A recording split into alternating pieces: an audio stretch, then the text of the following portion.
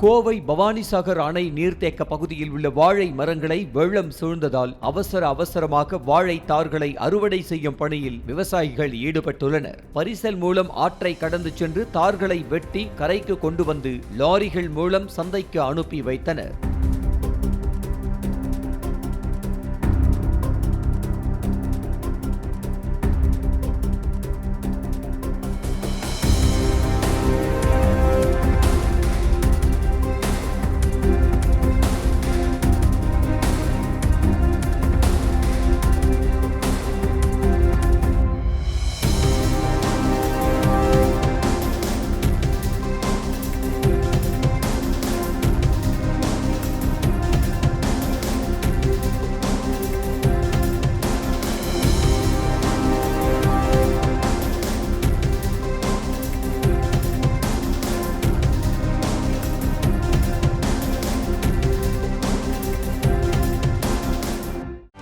செய்திகளை உடனுக்குடனும் துல்லியமாகவும் தெரிந்து கொள்ள சப்ஸ்கிரைப் பண்ணுங்க.